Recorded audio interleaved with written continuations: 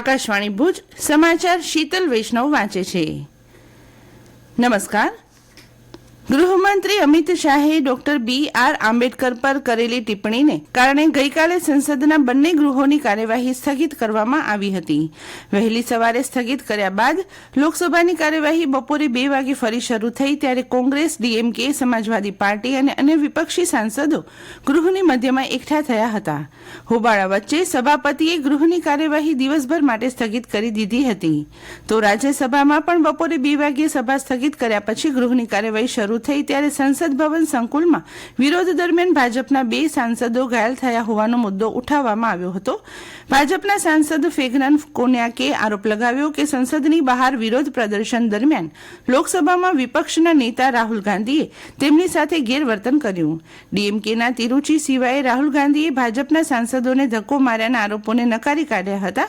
તેમણે કહ્યું કે શાસક પક્ષ જે કંઈ પણ કહી રહ્યો છે તે સિક્કાની એક બાજુ છે. ભારતીય જનતા પાર્ટીએ ગઈકાલે સંસદ ભવનમાં વિરોધ પ્રદર્શન દરમિયાન પક્ષના 2 સાંસદોને મારપીટ અને ઉશ્કેરણીને કારણે થયેલી ઈજાઓ અંગે કોંગ્રેસના વરિષ્ઠ નેતા રાહુલ ગાંધી વિરુદ્ધ દિલ્હી પોલીસમાં ફરિયાદ નોંધાવી છે.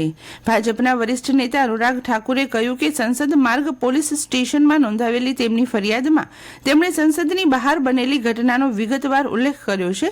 બીજી તરફ કોંગ્રેસના સાંસદોનું એક પ્રતિનિધિમંડળ પણ પોલીસ મથકે પહોંચ્યું હતું અને વળતી ફરિયાદ નોંધાવી હતી. રાજ્યસભાના ઉપસભાપતિ હરિવંશે અધ્યક્ષ જગદીપ ધનખડ વિરુદ્ધ લાવવામાં આવેલ અવિશ્વાસ પ્રસ્તાવને ફગાવી દીધો છે.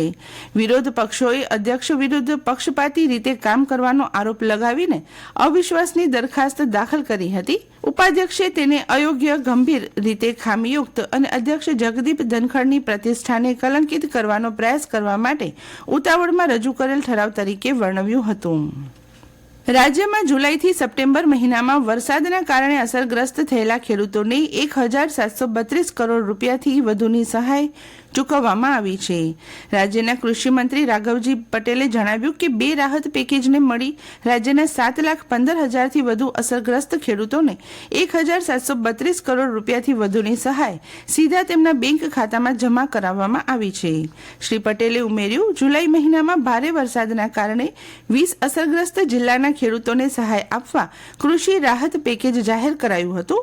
ઉલ્લેખનીય છે કે છેલ્લા 5 વર્ષમાં રાજ્યના 38,98,000થી વધુ ખેડૂતોને 6,204 કરોડ રૂપિયાથી વધુની સહાય ચૂકવવામાં આવી હોવાનું પણ કૃષિમંત્રીએ ઉમેર્યું હતું. વિકસિત ભારતના નિર્માણમાં સશક્ત મહિલા અને સ્વસ્થ બાળકની મહત્વની ભૂમિકા હોવાનું રાજ્યના મહિલા અને બાળ વિકાસ મંત્રી ભાનુબેન બાબરિયાએ જણાવ્યું હતું.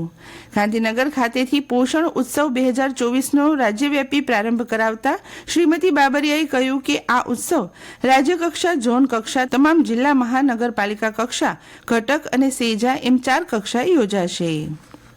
રાજ્ય સરકાર દ્વારા મહત્વની પરિયોજના સાથે સંકળાયેલા 142 કિલોમીટરના કુલ 5 જેટલા રસ્તાઓના રીસર્ફેસિંગ માટે 131 કરોડ રૂપિયાની મંજૂરી આપવામાં આવી છે.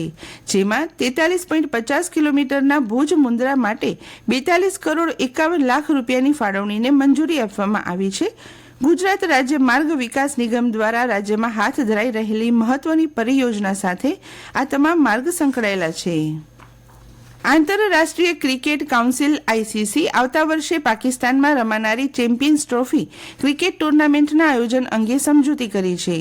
આ સમજૂતી મુજબ 8 ટીમોની આ ટુર્નામેન્ટ માટે ભારતની મેચો પાકિસ્તાનને બદલે તટસ્થ દેશમાં યોજવામાં આવશે. ભારત ICC ટુર્નામેન્ટની યજમાની કરે છે ત્યારે પાકિસ્તાનની મેચો પણ ભારતની બહાર યોજાશે.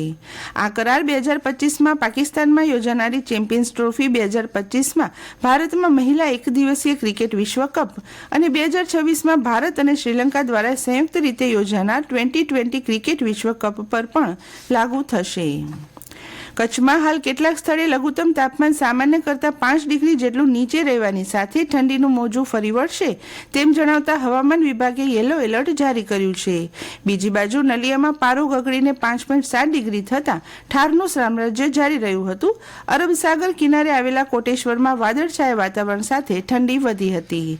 અને આ સાથે આજનું સમાચાર બુલેટિન પૂરું થયું. નમસ્કાર.